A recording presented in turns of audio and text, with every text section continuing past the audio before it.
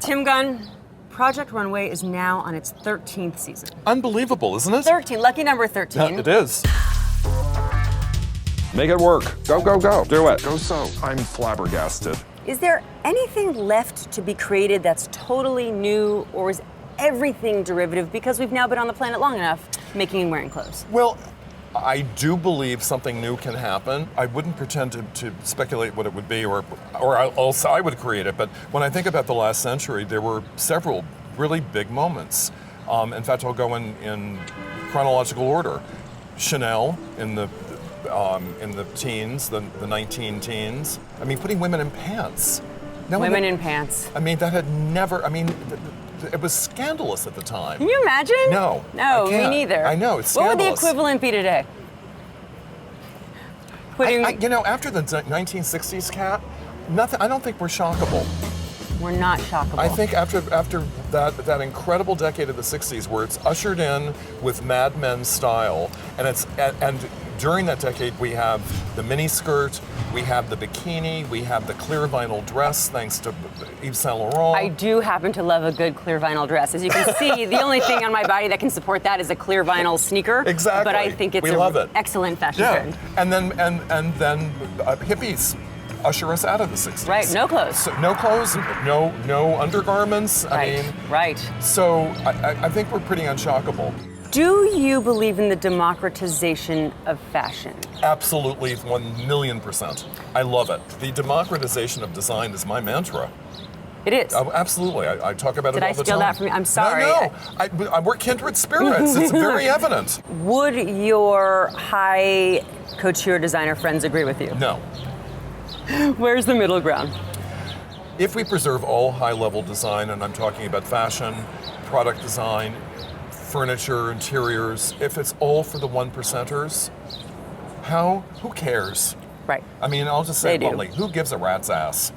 For me, it's about giving quality, taste, and style to everyone. I mean, and letting them choose at that point. Is it possible to be born without the style gene, that you truly just have no idea what's going to look good? Absolutely, and I really believe that your eye can be educated. I truly do. It's the hand you've been dealt, and you're playing it. Or is it playing me? I assume in your role as the Project Runway oracle, that you're asked, have been asked, will be asked every question ever about fashion.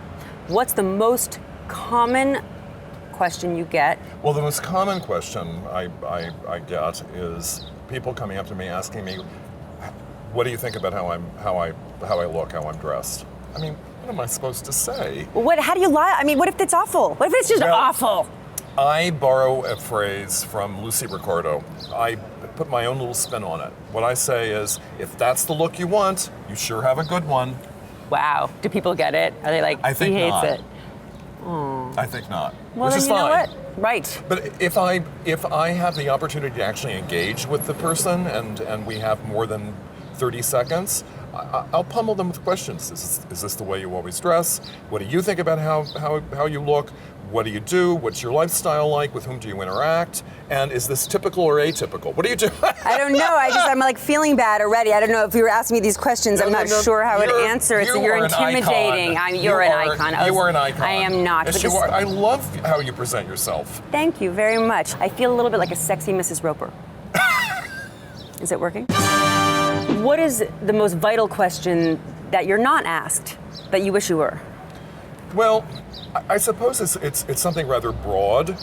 It's how do I get my fashion right? Because I have an answer, and it's very succinct. It is, do not cut yourself in half. Don't go from the middle of the thigh to the shoulders and the middle of the thigh to the toes. It's not a pleasing proportion. Is there ever one fashion do not for everyone, whether you're a baby or an old person or a young person?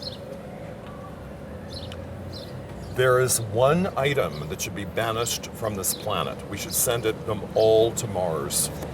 The cargo capri pant. Why is that exactly? Well, the capri aspect cuts off the leg at a very unflattering place. It makes women look shorter. Okay. add the cargo pockets, Yeah. it makes you look wider. So it does. the women I know want to look as long and lean as possible. Who wants to look short and squat? Not many people.